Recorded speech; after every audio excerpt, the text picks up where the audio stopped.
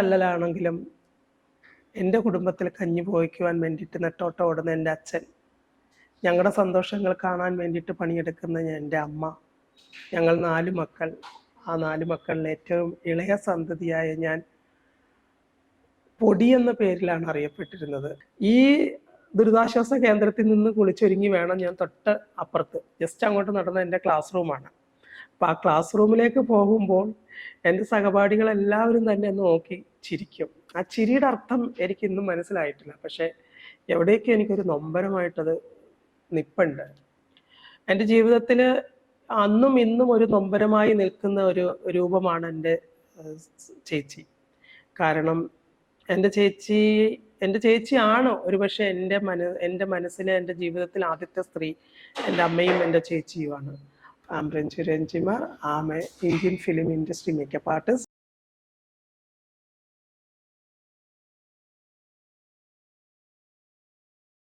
പ്രതീക്ഷകൾ അസ്തമിക്കാത്ത ജീവിതയാത്രയിൽ പ്രതിസന്ധികളെ തരണം ചെയ്ത് ജീവിതത്തിൽ മുന്നോട്ട് കുതിക്കാൻ ആഗ്രഹിച്ച ഒരു വ്യക്തി.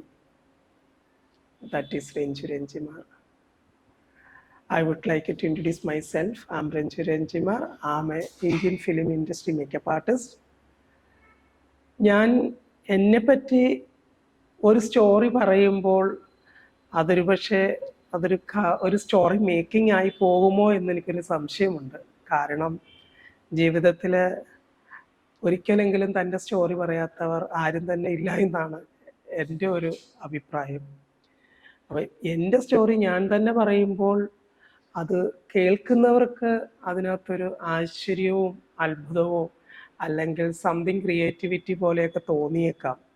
ബട്ട് ഞാൻ പറയാൻ പോകുന്ന എൻ്റെ കഥ എന്ന് പറയുന്നത് വളരെ സത്യസന്ധമായിട്ടുള്ള, ഞാൻ അനുഭവിച്ച, ഞാൻ നേരിട്ട ഏതൊക്കെ പ്രതിസന്ധികളിലൂടെ ഞാൻ കടന്നു വന്നിട്ടുണ്ടോ ആ കഥയാണ് ഞാനിവിടെ നിങ്ങളോട് ഷെയർ ചെയ്യാൻ പോകും.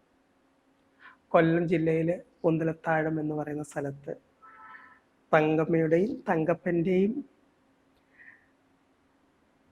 സെക്സ് തെറ്റി ജനിച്ച ഒരു മകൾ എന്ന് വേണം ഞാൻ എന്നെ വിശേഷിപ്പിക്കുവാൻ. കാരണം ഞാൻ ജനിച്ചപ്പോഴും പെൺകുട്ടിയായിരുന്നു എന്ന് വിശ്വസിക്കാനാണ് ഞാൻ ഇഷ്ടപ്പെടുന്നത്.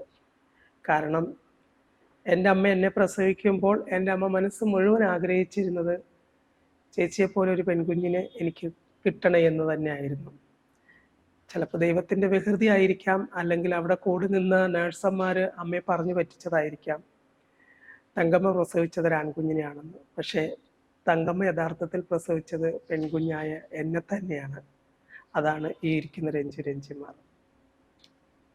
ജീവിതയാത്രയിൽ ഒരുപാട് അനുഭവങ്ങൾ ഓർത്തെടുക്കുമ്പോൾ എന്നെ സംബന്ധിച്ച് എൻ്റെ കുട്ടിക്കാലത്തെക്കുറിച്ച് ഓർക്കാനാണ് ഞാൻ ഏറെ ഇഷ്ടപ്പെടുന്നത്. കാരണം എത്ര അല്ലലാണെങ്കിലും എൻ്റെ കുടുംബത്തിൽ കഞ്ഞി പോയിക്കുവാൻ വേണ്ടിയിട്ട് നെട്ടോട്ടം ഓടുന്ന എൻ്റെ അച്ഛൻ, ഞങ്ങളുടെ സന്തോഷങ്ങൾ കാണാൻ വേണ്ടിയിട്ട് പണിയെടുക്കുന്ന എൻ്റെ അമ്മ, ഞങ്ങൾ 4 മക്കൾ. ആ 4 മക്കളിൽ ഏറ്റവും ഇളയ സന്തതിയായ ഞാൻ പൊടി എന്ന പേരിലാണ് അറിയപ്പെട്ടിരുന്നത്. പൊടിയെ എല്ലാവരും താലോലിച്ച് സ്നേഹിച്ച് കൊഞ്ചിച്ച് പൊടിക്ക് ആവശ്യമുള്ളതെല്ലാം തന്നെ നേടിക്കൊടുത്തിരുന്നു. പക്ഷേ പൊടിയുടെ മനസ്സിൽ വളർന്നു വരുന്ന ഒരു വൈവിധ്യത്തെ ജനങ്ങളത്, അല്ലെങ്കിൽ സൊസൈറ്റി അത് വൈകല്യമായിട്ടാണ് ചിത്രീകരിക്കാൻ ശ്രമിച്ചിരുന്നത്. പക്ഷെ ആ വൈകല്യത്തെ ഞാൻ കണ്ടിരുന്നത് വൈവിധ്യമായിട്ട് തന്നെയായിരുന്നു. സൊസൈറ്റി അത് അംഗീകരിക്കാൻ തയ്യാറായില്ലെങ്കിൽ പോലും എൻ്റെ പ്രവൃത്തികളും എൻ്റെ ചിന്തകളും ആ വൈവിധ്യമായി തന്നെ മുന്നോട്ട് പോയി. പഠിക്കുവാൻ അത്ര വലിയ ക്ഷേമത്തിയൊന്നും അല്ലായിരുന്നു എങ്കിൽ പോലും സ്കൂളിൽ എല്ലാ കാര്യങ്ങളിലും ഇടപെടുന്ന ഒരു വ്യക്തി തന്നെയായിരുന്നു ഞാൻ. 1ാം ക്ലാസ് മുതൽ 10ാം ക്ലാസ് വരെയും മിക്സഡ് സ്കൂളായിരുന്നു പഠിച്ചിരുന്നത്. അവിടെയെല്ലാം എന്നെ അത്ഭുതത്തോടു കൂടി, ആശ്ചര്യത്തോടു കൂടി ഞാൻ നോക്കുന്ന കുറേ മുഖങ്ങളുണ്ടായിരുന്നു. ഹേമയും നജീമയും സജീനയും ഷീലയും, അങ്ങനെ കുറേ പേര്, ബിന്ദുവും ഒക്കെ. ഇവരെ കാണുമ്പോൾ എൻ്റെ മനസ്സിൽ എനിക്കെന്നും ഒരു ക്വസ്റ്റ്യൻ ചിഹ്നമായിരുന്നു. ആ ക്വസ്റ്റ്യൻ മാർക്ക് എന്നെ ഇങ്ങനെ അലട്ടിക്കൊണ്ടേയിരുന്നു. ഹു ആമായി എന്ന്. പക്ഷേ എനിക്കറിയാമായിരുന്നു എന്നിൽ എന്തോ വ്യത്യസ്തതകളുണ്ട്. പക്ഷേ ഞാൻ കാണുന്ന ഹേമയെ പോലെ, ദീപയെ പോലെ, ബിന്ദുവിനെ പോലെ അല്ല ഞാൻ. എനിക്കൊരിക്കലും അങ്ങനെ ആകാൻ കഴിയുമോ എന്നൊരു സംശയവും എനിക്കതിന് കഴിയണേ എന്നൊരു പ്രാർത്ഥനയും എൻ്റെ ജീവിതത്തിലുടനീളമുണ്ടായിരുന്നു. പോകെ പോകെ പോകെ പോകെ ഞാൻ മനസ്സിലാക്കി എന്നിലെ സ്ത്രീയെ എനിക്കൊരിക്കലും പുറത്തേക്ക് കൊണ്ടുവരാൻ കഴിയില്ല എന്ന്. ആ സ്ത്രീയെ കണ്ടെത്താൻ വേണ്ടിയിട്ടുള്ള യാത്രയിൽ എനിക്ക് പലതും നഷ്ടമായി. എൻ്റെ വിദ്യാഭ്യാസം, എൻ്റെ കുടുംബം, അങ്ങനെ പലതും എനിക്ക് നഷ്ടപ്പെടുത്തേണ്ടി വന്നു. കൊല്ലം ജില്ല വിട്ട് എറണാകുളം ജില്ലയിലേക്ക് വരുമ്പോൾ ഒരു മൾട്ടിനാഷണൽ കമ്പനിയുടെ ബ്രാൻഡ് അംബാസിഡർ ആകുമെന്നോ അല്ലെങ്കിൽ കേരളത്തിലും ദുബായിലും പ്രവർത്തിച്ചു കൊണ്ടിരിക്കുന്ന ഒരു ബ്രാൻഡ് സലൂണിൻ്റെ ഓണർ ആകുമെന്നോ എന്നൊന്നും ഒരിക്കലും ഞാൻ ചിന്തിച്ചിരുന്നില്ല. ജീവിക്കുവാനുള്ള വക തേടി വീട്ടുകാർ എന്നെ എറണാകുളത്തേക്ക് പറഞ്ഞയക്കുമ്പോൾ എൻ്റെ മനസ്സിലെ സ്വപ്നങ്ങളെല്ലാം എനിക്കൊരു സ്ത്രീയായി ജീവിക്കാമല്ലോ എന്നത് മാത്രമായിരുന്നു. പക്ഷെ വീട്ടുകാരുടെ ആവശ്യം അല്ലലില്ലാതെ ജീവിക്കാനുള്ള വക കിട്ടുമെന്നുള്ളതായിരുന്നു. ജീവിതത്തിൽ എറണാകുളത്ത് വന്നതിന് ശേഷമാണ് പ്രതികൂല സാഹചര്യങ്ങളെ നേരിടേണ്ടതായിട്ട് വന്നത്. അന്നത്തെ കാലത്ത് ഉള്ളിലൊരു സ്ത്രീ ഉറങ്ങിക്കിടക്കുമ്പോഴും ഒരു തട്ടുകടയിൽ പോയിട്ടൊരു സ്ത്രീയായിട്ട് നിന്ന് ചായ കുടിക്കാൻ പറ്റാത്തൊരവസ്ഥയായിരുന്നു. ആ അവസ്ഥയിൽ നിന്ന് മാറി ഇന്ന് എറണാകുളം ജില്ല ഒരുപാട് ഗ്ലാമർ ആയിട്ടുണ്ട്. ആ ഗ്ലാമർ ലോകത്ത് Dora beauty academy, Dora beauty world എന്ന് പറയുന്ന ഒരു ബ്രാൻഡ് സലൂൺ ഓപ്പൺ ചെയ്ത് ഞാനിവിടെ നിൽക്കുമ്പോൾ എനിക്കൊന്ന് തിരിഞ്ഞു നോക്കേണ്ടതായിട്ട് വന്നിട്ടുണ്ട്. കാരണം എന്നെ ഒരിക്കൽ അടിച്ച് ഓടിച്ച് അല്ലെങ്കിൽ എന്നെ ചവിട്ടി മെതിച്ച് എന്നെ അപമാനിച്ച് അല്ലെങ്കിൽ പരിഹസിച്ച ആ നാട്ടിൽ എന്ന് നിൽക്കുമ്പോൾ I am so proud myself who am I. Yes, am Ranjimar. കുട്ടിക്കാലത്തേക്ക് എൻ്റെ മനസ്സിനെ കൊണ്ടുപോവുകയാണെങ്കിൽ വേദനകൾ നിറഞ്ഞൊരു ലോകമുണ്ടായിരുന്നു. എല്ലാവരും എന്നെ കൊഞ്ചിക്കുകയും സ്നേഹിക്കുകയും ചെയ്യുമ്പോഴും വീട്ടിലെ അല്ലല് ഒരു പ്രതിസന്ധി തന്നെയായിരുന്നു.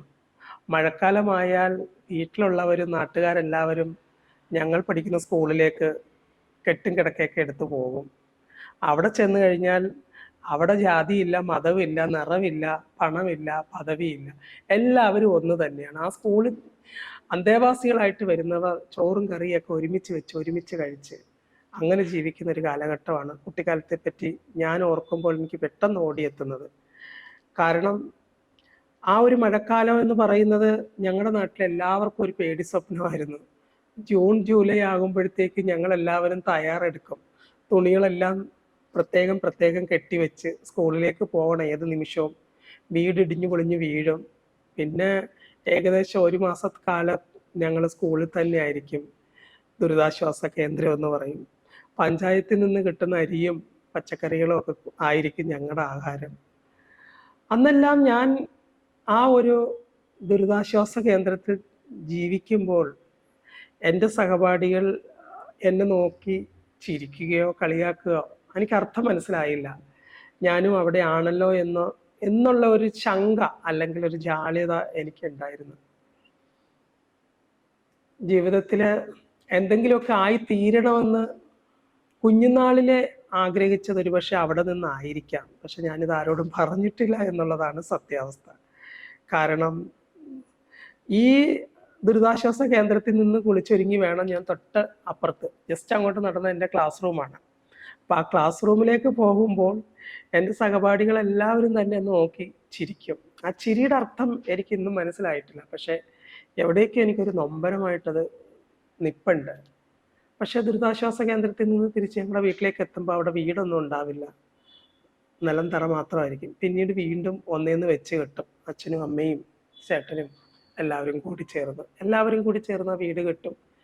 അങ്ങനെ ഇരുന്നിരുന്ന് എനിക്ക് തോന്നുന്നു ഞാൻ SSLCക്ക് 347 മാർക്ക് വാങ്ങിച്ച് കൊല്ലം ഫാത്തിമ മാത നാഷണൽ കോളേജിൽ ചേരുമ്പോൾ ആ സമയത്താണ് എനിക്ക് എൻ്റെ വീട്ടിലൊരു ഓടുമേഞ്ഞ വീട് വരുന്നത്. ആ ഓലപ്പുരയിൽ നിന്നൊരു ഓടുമേഞ്ഞ വീട് ഞങ്ങൾക്ക് എല്ലാവർക്കും സന്തോഷവും സമാധാനവുമായി.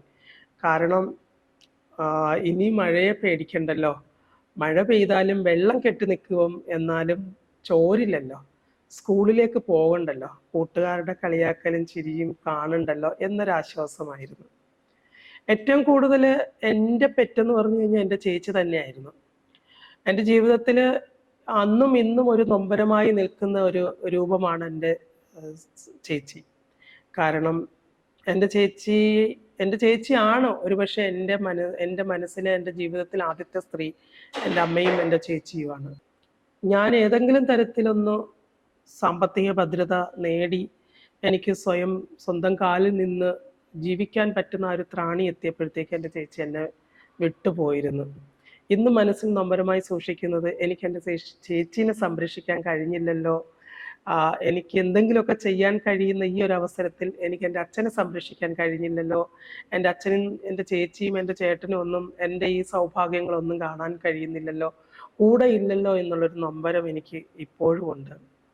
അവിടെ നിന്നെല്ലാം ഓരോരോ പ്രതിസന്ധികൾ തരണം ചെയ്ത് മുന്നോട്ട് വരുംതോറും ഇനിയും ഒരുപാട് പ്രതിസന്ധികൾ തരണം ചെയ്യാൻ എൻ്റെ മുന്നിലുണ്ട് എന്നുള്ളൊരു വിശ്വാസം എനിക്കുണ്ട്. ആ വിശ്വാസമായിരിക്കാം ഒരുപക്ഷെ എന്നെ മുന്നോട്ട് നയിക്കുന്നത്.